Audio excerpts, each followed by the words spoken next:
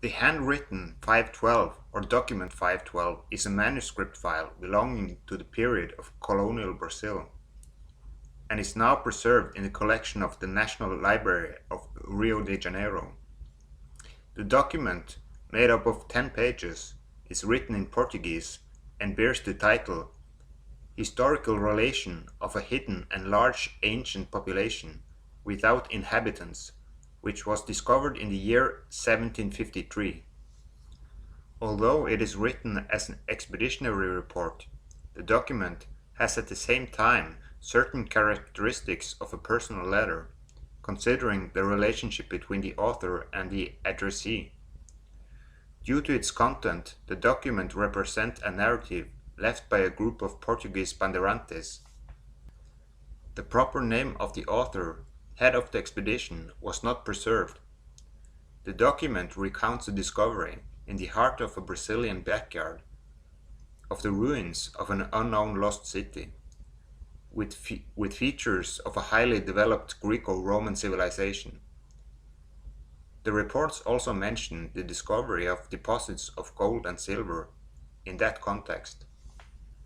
The text contains several gaps as a result of the deterioration of the document caused by termites, while the manuscript remained forgotten in the archives from 1754 to 1839, because of which the name of the author and the exact geographical location of the supposed city could never be known. Manuscript 512 is probably the most famous document in the National Library, and according to the point of view of modern Brazilian historians, it constitutes the basis of the greatest myth of national archaeology. During the 19th and 20th centuries, the lost city of Manuscript 512 was the subject of heated scientific discussions, as well as tireless searches undertaken by adventurers and researchers. Because of its vivid and picturesque style, the story of Manuscript 512 is considered by some to be one of the most beautiful works in the Portuguese language. Access to the original story is currently extremely restricted, although a digital version of it became available in the digital update of the National Library.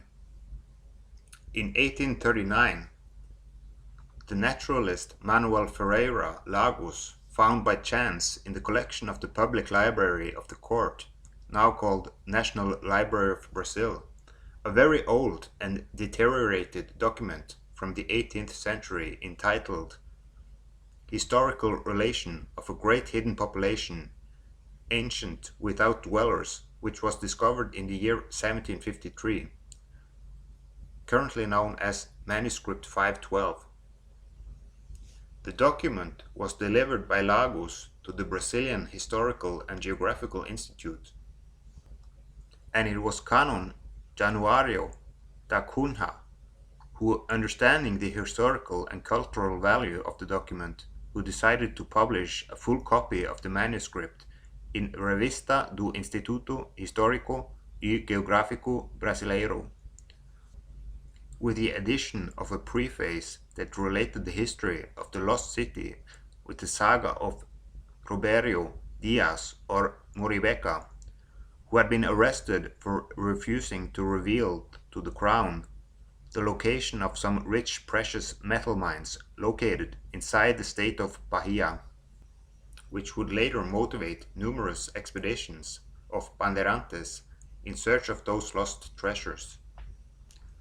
Although the author of Manuscript 512 is still unknown, the members of the Historical Institute consider the story to be true, harboring the hope that ruins of a very advanced civilization could be found in the Brazilian interior. The historical context of Brazil at that time, after a few years of having obtained its independence, was that of a search of a national identity, exalting the imperial greatness and its glorious past.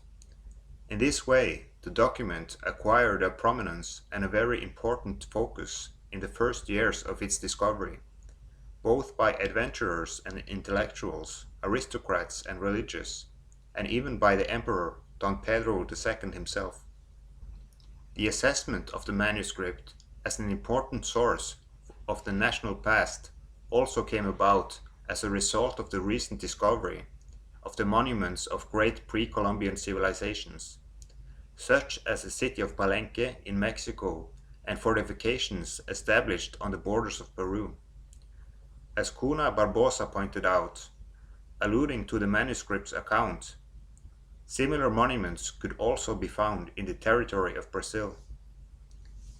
Ever since the colonial era, where frequent news of stones with inscriptions of times long predate the discovery of Brazil by the Portuguese Pedro Álvares Cabral in April of the year of 1500. The most important of these archaeological finds occurred in 1598, when La Pedra de Inga was discovered in the current state of Paraíba, which seemed to contain some Latin letters. From then on, the announcements about the discovery of inscriptions with Latin and Greek letters, or even the supposed appearance of ceramics and Roman coins minted in 200 BC became frequent. The history of Manuscript 512, detailing the discovery of the ruins of an ancient metropolis in the year 1753, did nothing more than reinforce the vision of the existence of an ancient Greco-Roman civilization in the interior of the Brazilian territory in some remote period. In 1840, two scholars from Salvador de Bahia, Ignacio Silva and Moncorvo, expressed their opinion that the lost city of that province could not be a fictitious fact, since, according to the explorers and the ancient inhabitants of the place, the historical tradition used to mention a large town or destroyed city inhabited by fugitive Indians and Negroes. The reference number 512, with which the manuscript came to be known, appears for the first time in 1881 in the catalogue of the Exposition of the History of Brazil, composed by Dr. Ramis Calvao. According to Manuscript 512, a group of bandeirantes discovered a great civilization in ruins after having spent 10 years exploring the Brazilian backlands in search of the legendary lost mines of Muribeca. The history of the Muribeca mines represents another legendary episode closely related to the discovery of Brazil by the Europeans. According to the Brazilian historian Pedro Calmon, Muribeca was the indigenous name of Belchior Dias Moreira, while an older version, expounded by Sebastio de Rocha Pita and repeated by Januaria da Cunha Barbosa in his preface to the printed edition of Manuscript 512, Muribeca was the nickname of Roberio Dias, son of Belchior Dias Moreira. In both cases, the character known as Muribeca was the holder of great wealth from mines supposedly located in the Itabaiana Mountains in the surroundings of Araguacu, where he extracted large quantities of precious stones that he sold in the port of Salvador de Bahia. During a trip to Europe in the early 17th century, Muribeca asked King Felipe III of Spain for the title of Marquis, to which the king agreed only if Muribeca revealed the secret location of the mines and then yielded them to the crown. He accepted the deal, but when the expedition arrived to Bahia, shortly before embarking on the journey to the mines, he persuaded the king's officer to open the letter containing his new title, discovering at that moment that he would only receive the degree of captain of a military mission, reserving the title of Marquis to the new governor general of Brazil, Don Francisco de Souza. Muribeca then refused to point the way to the mines and was imprisoned. According to Calmon, Muribeca or Belchior Dias spent 2 years in prison and then regained his freedom by paying a ransom. In Rocha Pita's version, Roberto Diaz dies in prison precisely on the eve of the arrival of the royal order, condemning him to death. Since then, the legend of the lost mines of Muribeca has been transformed into the Brazilian El Dorado, prompting numerous expeditions by the Bandeirantes, which ended in continuous failures. Therefore, the objective pursued by the men of Manuscript 512 turns out to be very typical story of their time. The document tells how the procession discovered a mountain range that shone with numerous crystals, causing admiration and amazement in the people. However, at first, the Bandeirantes failed to discover a clear passage to be able to attack the mountain range and camped at the foot of the mountain.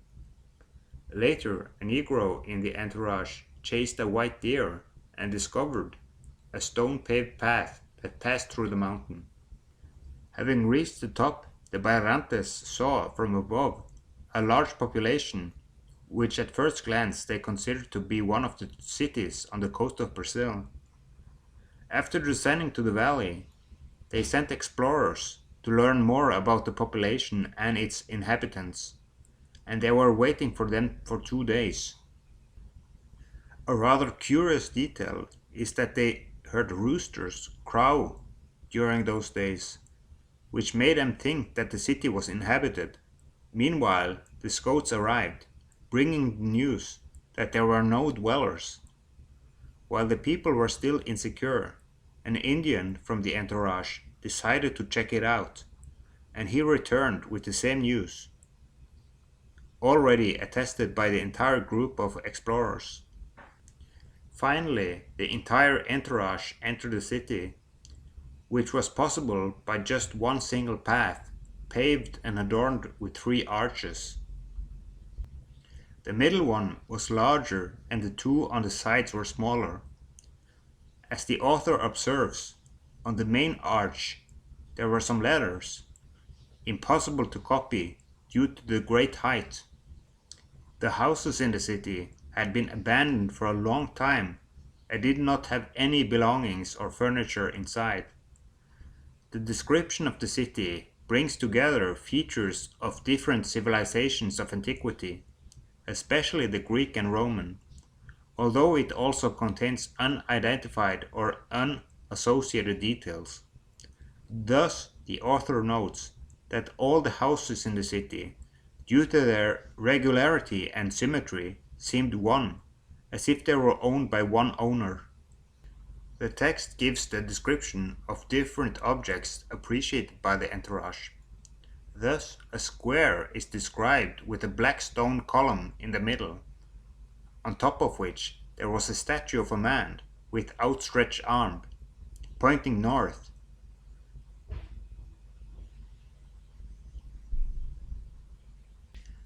The portico of the main street, in whose upper part there was a bas-relief with the image of a half-naked young man crowned with laurel.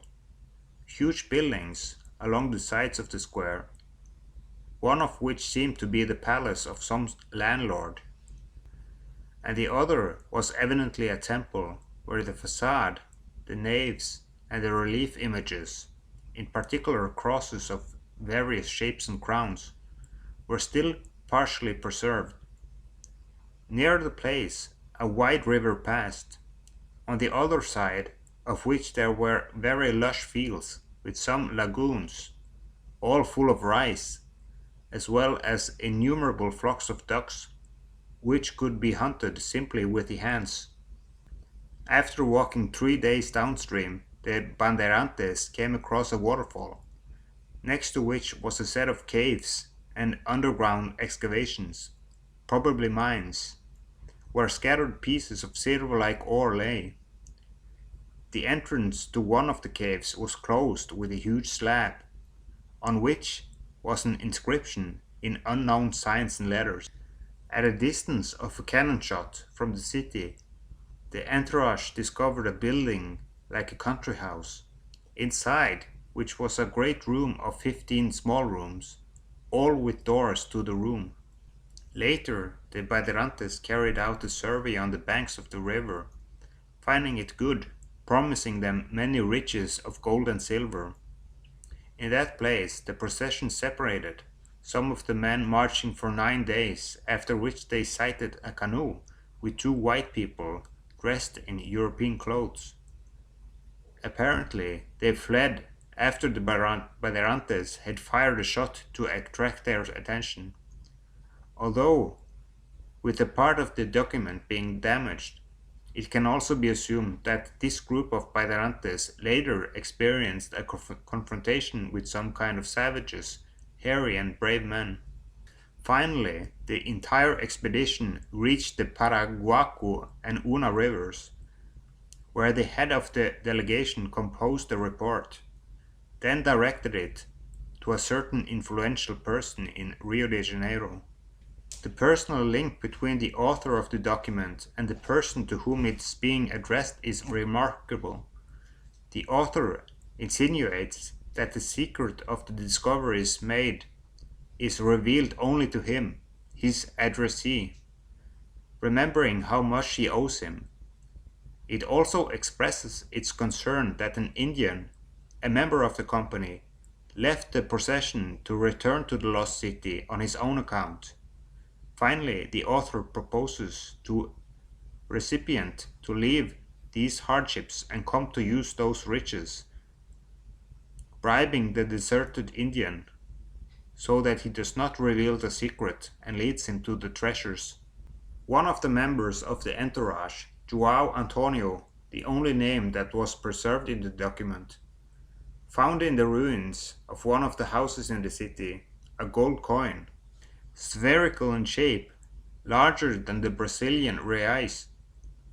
On one part appeared the image of a kneeling boy, and on the other a bow, crown, and arrow. This discovery convinced the entourage that immense treasures must be buried beneath the ruins. 4 inscriptions are reproduced in the text in unknown letters or hieroglyphs. The first on the gate of the main entrance, the second on the slab that closed the entrance to one of the caves near the waterfall, the third on the gate of the temple, and the fourth on the column of one of the houses. Brazilian historians put forward several possible nominations for the author of Manuscript 512, of whom it is only known with certainty that he was a field master, a higher military rank. With regard to the veracity of the story, it is written as a personal letter addressed to the Viceroy of Brazil, Luis Pedro Peregrino de Carvalho e Ataide, even showing some concern about the possibility that an Indian who had abandoned the Bandeira reported to other people about the existence of those ruins and mines they had discovered. The text of Manuscript 512 provides numerous details about a great abandoned city in the Brazilian interior, which would allow us to connect the dots about its possible origin.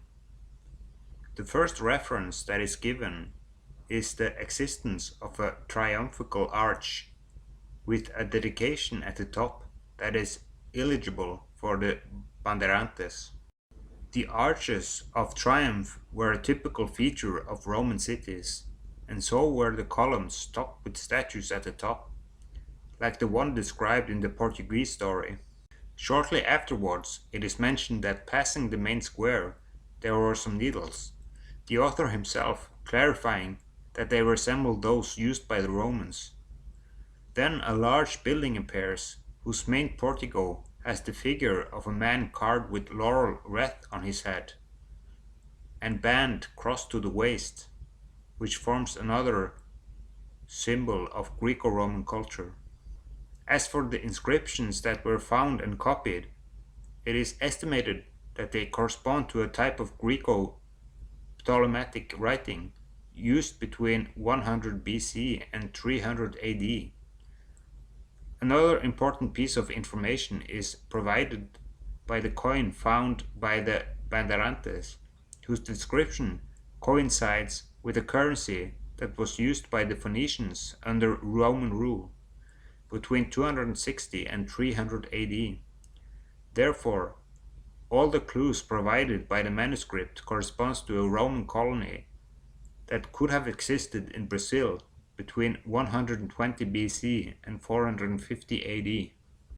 The renowned explorer and adventurer and British writer Sir Richard Francis Burton included a translation of Manuscript 512 in his book Explorations of the Highlands of Brazil, which recounts his travel around the country since 1865, when Burton was sent on a consular mission to Santos. Once there, Burton traveled through the central highlands of Brazil, canoeing down the São Francisco River from its origin to the Paulo Alfonso waterfalls, that is, in places probably close to those described by the Bandeirantes of 1753.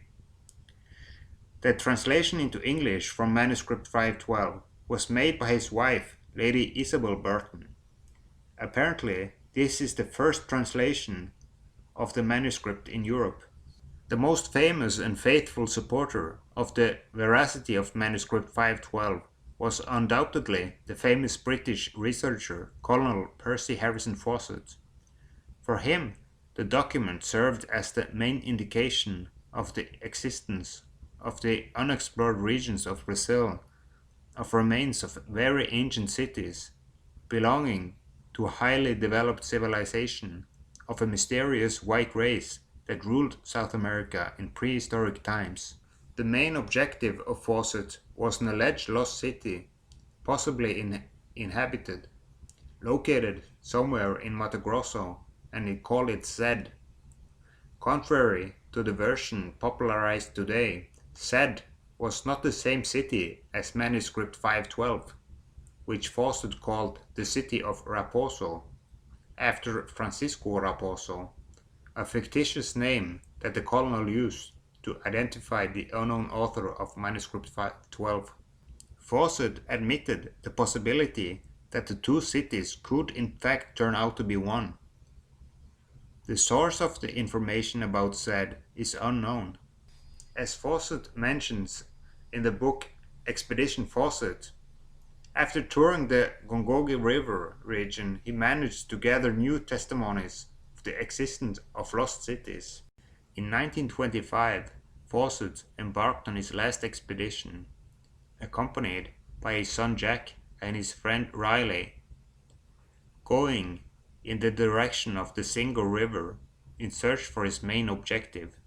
However, as it is well known, any trace of Colonel and his companions whose fate could never be ascertained with certainty is lost here. From the moment of his disappearance, the mystery of the last Fawcett expeditions comes to the fore, overshadowing the mystery of the lost city itself, since the primary objective of new expeditions begin to be the search for the missing colonel. Fawcett wrote a literary essay based on the story of Manuscript 512 entitled The Lost Mines of Moribeca, which is in the first chapter of the book of his memoirs, edited by his youngest son Brian in 1953.